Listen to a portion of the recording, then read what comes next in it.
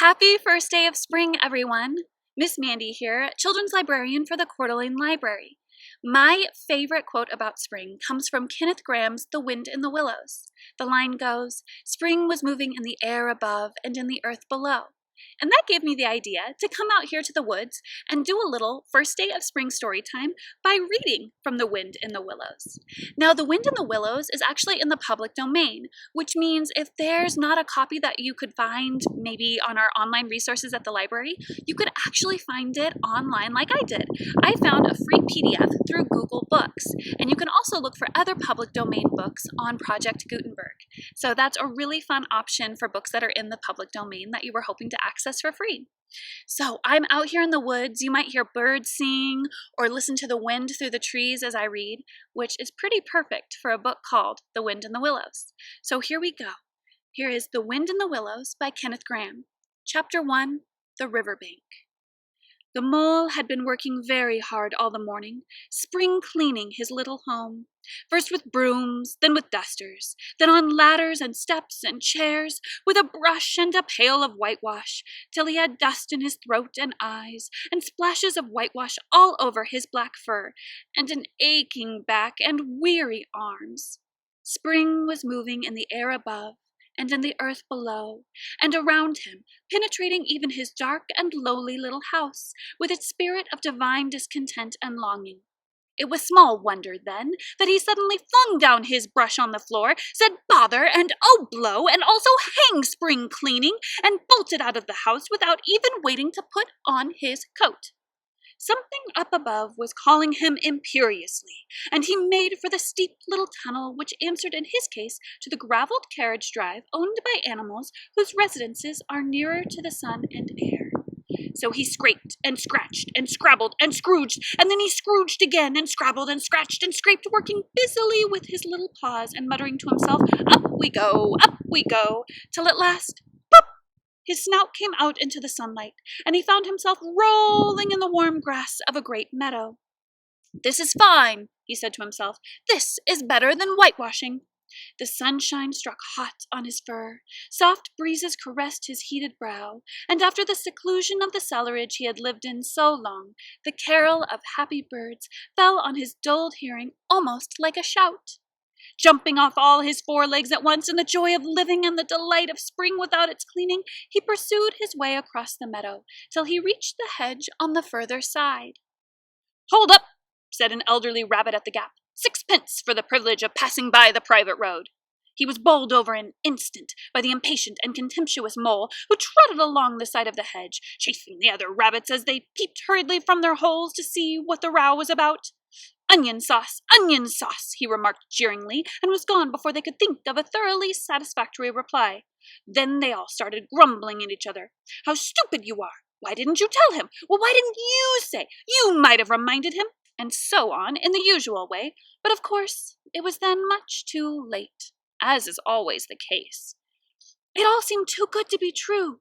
Hither and thither, through the meadows he rambled busily, along the hedgerows, across the copses, finding everywhere birds building, flowers budding, leaves thrusting, everything happy and progressive and occupied. And instead of having an uneasy conscience pricking him and whispering, "Whitewash," he somehow could only feel how jolly it was to be the only idle dog among all these busy citizens. After all, the best part of a holiday is perhaps not so much to be resting yourself as to see all the other fellows busy working. He thought his happiness was complete when, as he meandered aimlessly along, suddenly he stood by the edge of a full-fed river.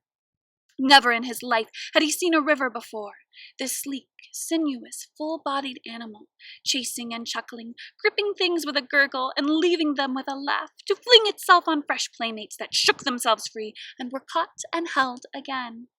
All was a shake and a shiver, glints and gleams, and sparkles, rustle and swirl, chatter and bubble. The mole was bewitched, entranced, fascinated. By the side of the river he trotted as one trots, when very small, by the side of a man who holds one spellbound by exciting stories. And when tired at last, he sat on the bank while the river still chattered on to him, a babbling procession of the best stories in the world, sent from to be told at last to the insatiable sea. As he sat on the grass and looked across the river, a dark hole in the bank opposite, just above the water's edge, caught his eye, and dreamily he fell to considering what a nice, snug dwelling place it would make for an animal with few wants and fond of a bijou riverside residence, above flood level and remote from dust and noise. As he gazed, something bright and small seemed to twinkle down on the heart of it, vanished, then twinkled once more like a tiny star. But it could hardly be a star in such an unlikely situation, and it was too glittering and small for a glowworm. Then as he looked, it winked at him, and so declared itself to be an eye, and a small face began gradually to grow up round it, like a frame round a picture. A brown little face with whiskers. A grave, round face with the same twinkle in its eye that had first attracted his notice. Small neat ears and thick silky hair. It was the water rat! Then the two animals stood and regarded each other cautiously. "Hello, Mole," said the water rat. "Hello, Rat," said the Mole. "Would you like to come over?" inquired the rat presently. "Oh, it's all very well to talk," said the Mole, rather pettishly, he being new to a river and riverside life and its ways. The rat said nothing, but stooped and unfastened a rope and hauled on it, then lightly stepped into a little boat which the Mole had not observed. It was painted blue outside and white within, and was just the size for two animals, and the Mole's whole heart went out to it at once, even though he did not yet fully understand its uses. The rat sculled smartly across and made fast. Then he held up his forepaw as the Mole stepped gingerly down. "Lean on that," he said. "Now then, step lively." And the Mole, to his surprise and rapture, found himself actually seated in the stern of a real boat. "This has been a wonderful day," said he, as the rat shoved off and took to the sculls again. "Do you know, I've never been in a boat before in all my life." "What?" cried the rat, open-mouthed. "Never been in a— You never— Well, What have you been doing, then?" "Is it so nice as all that?" asked the Mole, shyly, though he was quite prepared to believe it, as he leant back into his seat and surveyed the cushions, the oars, the rowlocks, and all the fascinating fittings, and felt the boat sway lightly under him. "Nice? It's the only thing," said the water rat solemnly, as he leant forward for his stroke. "Believe me, my young friend, there is nothing, absolutely nothing, half so much worth doing as simply messing about in boats. Simply messing," he went on dreamily, "messing about in boats, messing— Look out, Rat!" cried the Mole suddenly. It was too late. The boat struck the bank full tilt. The dreamer, the joyous oarsman, lay on his back at the bottom of the boat, his heels in the air. "About in boats or with boats," the rat went on composedly, picking himself up with a pleasant laugh. "In or out of 'em, it doesn't matter. Nothing seems really to matter. That's the charm of it. Whether you get away or whether you don't, whether you arrive at your destination or whether you reach somewhere else, or whether you never get anywhere at all, you're always busy, and you never do anything in particular, and when you've done it, there's always something else to do, and you can do it if you like, but you'd much better not. Look here, if you've really nothing else on hand this morning, supposing we drop down the river together and have a long day of it." The Mole waggled his toes from sheer happiness, spread his chest with a sigh of full contentment, and leaned back blissfully into the soft cushions. "What a day I'm having," he said. "Let us start at once." "Hold hard a minute, then," said the rat. He looped the painter through a ring in his landing stage, climbed above into his hole above, and after a short interval reappeared, staggering under a fat wicker luncheon basket. "Shove that at the Mole," as he passed it down into the boat. Then he untied the painter and took the sculls again. "What's inside it?" asked the Mole, wriggling with curiosity. "There's cold chicken inside it," replied the rat briefly. "Cold tongue, cold ham, cold beef, pickled gherkin, salad, French rolls, crescent sandwiches, spotted meat, ginger beer, lemonade, soda water—" "Oh, stop, stop!" cried the Mole in ecstasies. "This is too much." "Do you really think so?" inquired the rat seriously. "It's only what I always take on these little excursions, and the other animals are always telling me that I'm a mean beast and cut it very fine." The Mole never heard a word he was saying. Absorbed in the new life he was entering upon, intoxicated with the sparkle, the ripple, the scents, and the sounds in the sunlight, he trailed upon the water and dreamed long, waking dreams. The water rat, like the good little fellow he was, sculled steadily on and forbore to disturb him. "I like your clothes awfully, old chap," he remarked after some half an hour or so had passed. "I'm going to get a black velvet smoking suit myself some day, as soon as I can afford it." "I beg your pardon," said the mole, pulling himself together with an effort. "You must think me very rude, but all this is so new to me. So this is a river." "The river," corrected the rat. "And you really live by the river? What a jolly life!" "By it, and with it, and on it, and in it," said the rat. "It's brother and sister to me, and aunts and company, and food and drink, and naturally washing. It's my world, and I don't want any other. What it hasn't got is not worth having, and what it doesn't know is not worth knowing. Lord, the times we've had together! Whether in winter or summer, spring or autumn, it's always got its fun and its excitements. When the floods are on in February, and my cellars and basement are brimming with drink, that's no good to me, and the brown water runs by my best bedroom window. Or again, when it all drops away and shows patches of mud that smells like plum cake, and the rushes and weed clog the channels, and I can putter about dry shod over most of the bed of it, and find fresh food to eat, people have dropped out of boats." "But isn't it a bit dull at times?" the mole ventured to ask. "Just you and the river, and no one else to pass a word with?" "No one else to—" "Well, I mustn't be hard on you," said the rat with forbearance. "You're new to it, and of course you don't know. The bank is so crowded nowadays that many people are moving away altogether. Oh, no, it isn't what it used to be at all. Otters, kingfishers, dabchicks, moorhens, all of them about all day long and always wanting you to do something, as if a fellow had no business of his own to attend to." "What lies over there?" asked the mole, waving a paw towards a background of woodland that darkly framed the water meadows on one side of the river. "That?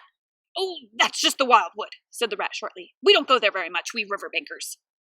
Aren't they very nice people in there?" said the mole a trifle nervously. "Well," replied the rat, "let me see. The squirrels are all right, and the rabbits, some of them. But rabbits are a mixed lot. And then there's Badger, of course. He lives right in the heart of it, wouldn't live anywhere else either if you paid him to do it. Dear old Badger, nobody interferes with him. They'd better not," he added significantly. "Why, who should interfere with him?" asked the mole.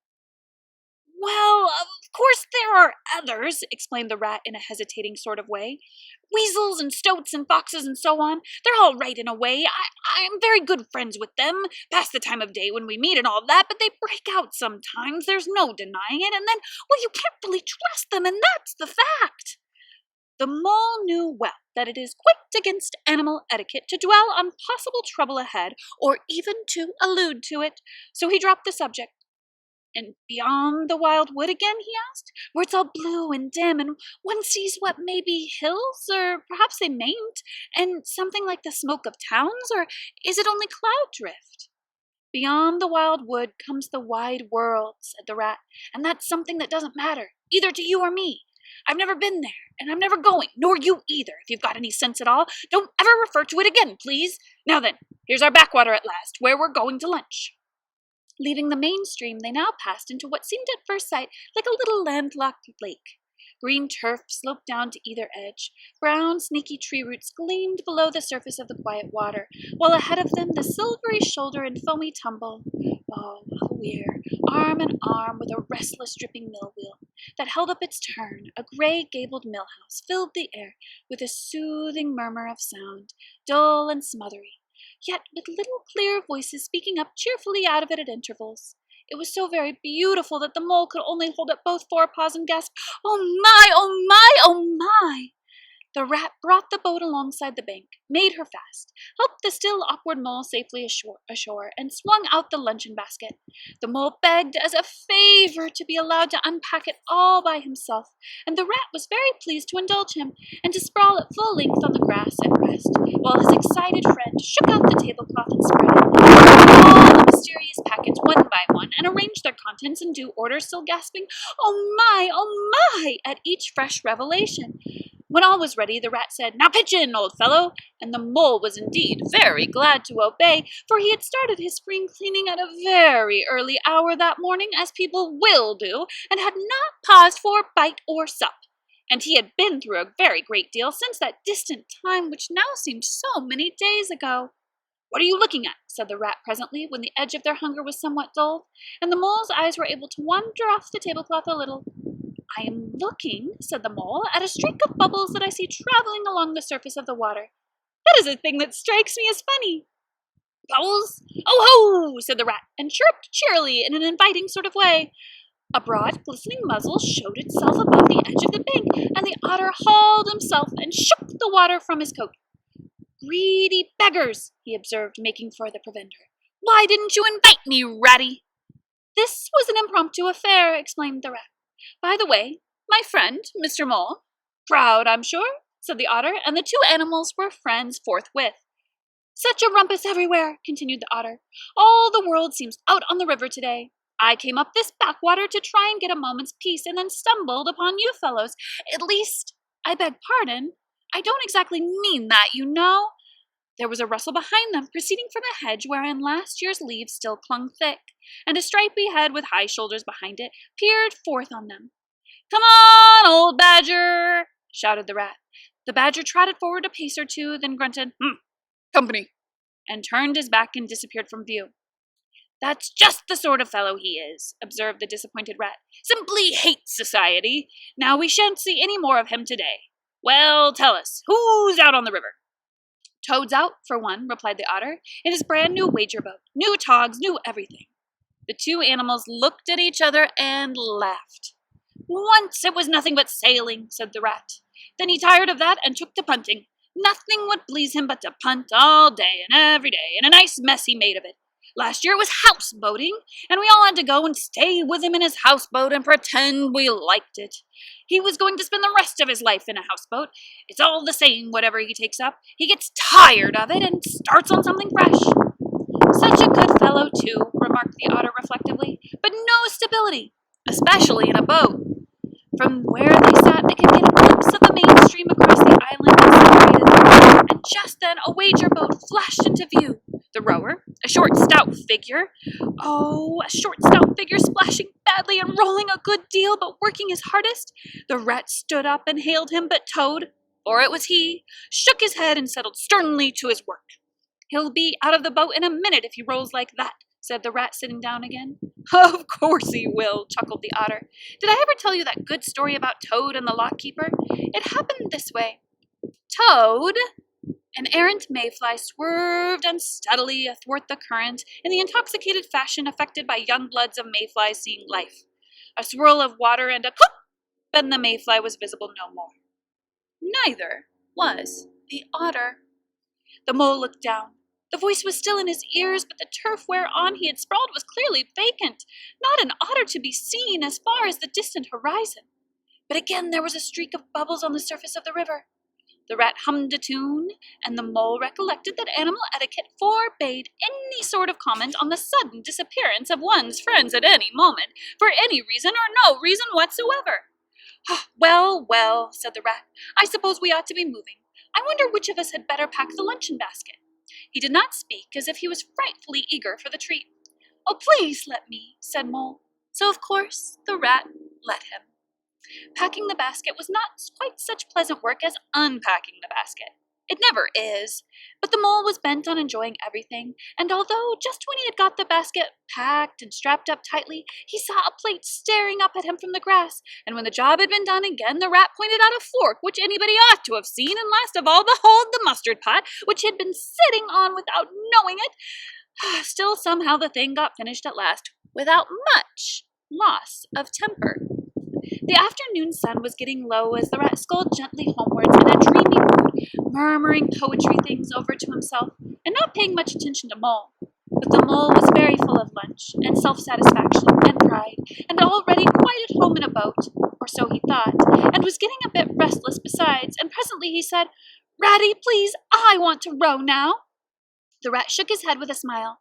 "Not yet, my young friend," he said. "Wait till you've had a few lessons. It's not so easy as it looks." The mole was quiet for a minute or two, but he began to feel more and more jealous of Rat, sculling so strongly and so easily along, and his pride began to whisper that he could do it every bit as well. He jumped up and seized the skulls so suddenly that the rat, who was gazing out over the water and saying more poetry things to himself, was taken by surprise and fell backwards off his seat with his legs in the air for the second time, while the triumphant mole took his place and grabbed the skulls with entire confidence. "Oh, stop it, you silly!" cried the rat from the bottom of the boat. "You can't do it! You'll have us over!" The mole flung his skulls back with a flourish and made a great dig at the water. He missed the surface altogether. His legs flew up behind his head, and he found himself lying on the top of the prostrate rat. Greatly alarmed, he made a grab at the side of the boat, and the next moment, swoosh! Over went the boat, and he found himself struggling in the water. Oh my, how cold the water was, and oh, how very wet it felt, how it sang in his ears as he went down, down, down, how bright and welcome the sun looked as he rose to the surface, coughing and spluttering, how black was his despair when he felt himself sinking again. Then a firm paw gripped him by the back of the neck. It was the rat, and he was evidently laughing. The mole could feel him laughing right down his arm and through his paw and so into his, the mole's, neck. The rat got hold of a skull and shoved it under the mole's arm. Then he did the same by the other side of him and, swimming behind, propelled the helpless animal to shore, hauled him out, and set him down on a bank, a squashy, pulpy lump of misery. When the rat had rubbed him down a bit and wrung some of the wet out of him, he said, "Now then, old fellow, trot up and down the towing path as hard as you can till you're warm and dry again, while I dive for the luncheon basket." So the dismal mole, wet without and ashamed within, trotted about till he was fairly dry, while the rat plunged into the water again, recovered the boat, righted over, and made the property to the shore by degrees, and finally dived successfully for the luncheon basket and struggled to land with it. When all was ready for a start once more, the mole, limp and dejected, took his seat in the stern of the boat, and as they set off, he said in a low voice broken with emotion, "Ratty, my generous friend, I am very sorry indeed for my foolish and ungrateful conduct. My heart quite fails me when I think how I might have lost that beautiful luncheon basket. Indeed, I have been a complete fool, and I know it. Will you overlook it this once and forgive me, and let things go on before?" "That's all right, bless you," responded the rat cheerily. "What's a little wet to a water rat? I'm more in the water than out of it most days. Don't you think any more about it, and look here, I really think you had better come and stop with me for a little time. It's very plain and rough, you know, not like Toad's house at all, but you haven't seen that yet. Still, I can make you comfortable, and I'll teach you to row and to swim, and you'll soon be handy on the water as any of us." The mole was so touched by his kind manner of speaking that he could find no voice to answer him, and he had to brush away a tear or two with the back of his paw. But the rat kindly looked in another direction, and presently the mole's spirits revived again, and he was even able to give some straight back talk to a couple of moor-hens who were sniggering to each other about his bedraggled appearance. When they got home, the rat made a bright fire in the parlor, and planted the mole in an armchair in front of it, having fetched down a dressing gown and slippers for him, and told him river stories till supper time. Very thrilling stories they were, too, to an earth-dwelling animal like mole. Oh, stories about weirs and sudden floods and leaping pike and steamers that flung hard bottles. At least bottles were certainly flung and from steamers, so presumably by them, and about herons and how particular they were whom they spoke to, and about adventures down drains and night fishings with otter, or excursions far afield with badger. Supper was a most cheerful meal, but very shortly afterwards a terribly sleepy mole had to be escorted upstairs by his considerate host to the best bedroom, where soon he laid his head on his pillow in great peace and contentment, knowing that his new-found friend, the river, was lapping the sill of his window. This day was only the first of many similar ones for the emancipated mole, each of them longer and full of interest as the ripening summer moved on. He learnt to swim and to row, and entered into the joy of running water, and with his ear to the reed stems he caught at intervals something of what the wind went whispering so constantly among them. Well, that was chapter 1 of The Wind in the Willows. Thank you so much for joining me for our forest story time. Happy first day of spring, everyone. Thank you so much and have a wonderful day.